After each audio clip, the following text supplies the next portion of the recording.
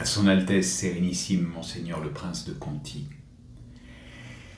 Comme les dieux sont bons, ils veulent que les rois le soient aussi. C'est l'indulgence qui fait le plus beau de leurs droits, non les douceurs de la vengeance. Prince, c'est votre avis. On sait que le courroux s'éteint en votre cœur sitôt qu'on l'y voit naître. Achille, qui du sien ne put se rendre maître, fut par là moins héros que vous.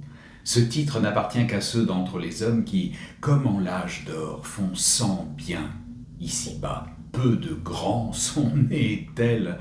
En cet âge où nous sommes, l'univers leur sait gré du mal qu'ils ne font pas. Loin que vous suiviez ces exemples, 1000 actes généreux vous promettent des temples. Apollon, citoyen de ces augustes lieux, prétend y célébrer votre nom sur sa lyre. Je sais qu'on vous attend dans le palais des dieux. 1 siècle de séjour doit ici vous suffire. Hymen veut séjourner tout un siècle chez vous. Puissent ses plaisirs les plus doux vous composer des destinées par ce temps à peine borné, et la princesse et vous n'en méritez pas moins. J'en prends ses charmes pour témoin j'en prends les merveilles par qui le ciel pour vous prodigue en ses présents, de qualités qui n'ont qu'en vous seul leur pareil, voulut orner vos jeunes ans. Bourbon, de son esprit ses grâces assaisonne, le ciel joignit en sa personne ce qui sait se faire estimer à ce qui sait se faire aimer.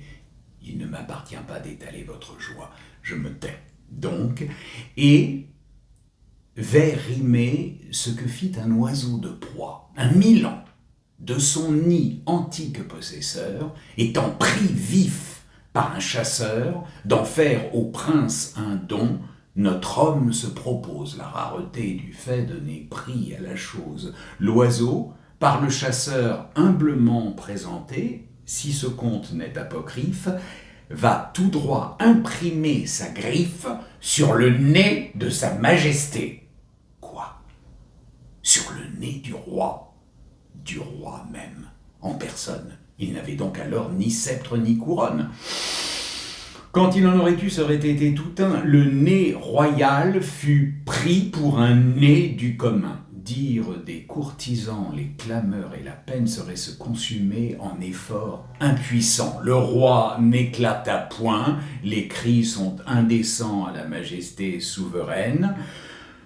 L'oiseau garda son poste, on ne put seulement hâter son départ d'un moment, son maître le rappelle et crie, lui présente le leurre et le poing, mais en vain, on crut que jusqu'au lendemain, le maudit animal à la serre insolente nicherait là malgré le bruit et sur le nez sacré voudrait passer la nuit, tâcher de l'en tirer, irritait son caprice. Il quitte enfin le roi, qui dit « Laissez aller ce Milan et celui qui m'a cru régalé. » Ils se sont acquittés tous deux de leur office, l'un en Milan et l'autre en citoyen des bois. Pour moi, qui sais comment doivent agir les rois, je les affranchis du supplice. Et la cour d'admirer, les courtisans, ravis, élèves de tels faits par eux si peu suivis, bien peu même des rois prendraient un tel modèle, et le veneur l'échappa belle, coupable seulement en lui que l'animal d'ignorer le danger d'approcher trop du maître. Il n'avait appris à connaître que les hôtes des bois. Était-ce un si grand mal ?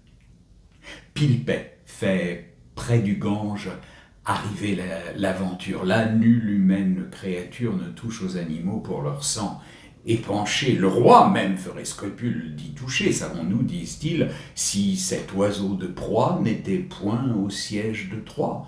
Peut-être y tint-il lieu d'un prince ou d'un héros, des plus huppés ou des plus hauts. Ce qu'il fut autrefois, il pourra l'être encore. Nous croyons, après Pythagore, qu'avec les animaux de forme nous changeons. Tantôt Milan, tantôt pigeon, tantôt humain, puis volatile, ayant dans les airs leur famille.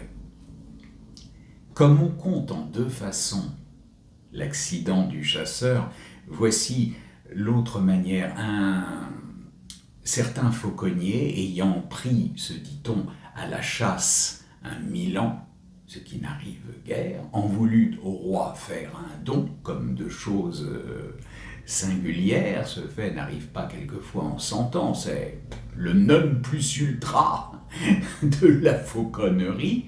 Ce chasseur perce donc un gros de courtisans, plein de zèle, échauffé s'il en fut de sa vie par ce parangon des présents, il croyait sa fortune faite, quand l'animal porte sonnette, sauvage encore et tout grossier, avec ses ongles tout acier, prend le nez du chasseur, happe le pauvre sire. Lui de crier, chacun de rire, monarque et courtisan, qui n'eût ri. Je n'en eusse quitté ma part pour un empire qu'un pape rit. En bonne foi, je n'ose l'espérer, mais je croirais un roi bien malheureux s'il n'osait rire. C'est le plaisir des dieux, malgré son noir souci, Jupiter et le peuple immortel rit aussi. Il en fit des éclats, ce que dit l'histoire quand Vulcain clopinant lui vint donner à boire. Que le peuple immortel se montra sage ou non, j'ai changé mon sujet avec juste raison, car, puisqu'il s'agit de morale, que nous eut du chasseur l'aventure fatale enseignée de nouveau. On a vu de tout temps plus de sots fauconniers que de rois indulgents.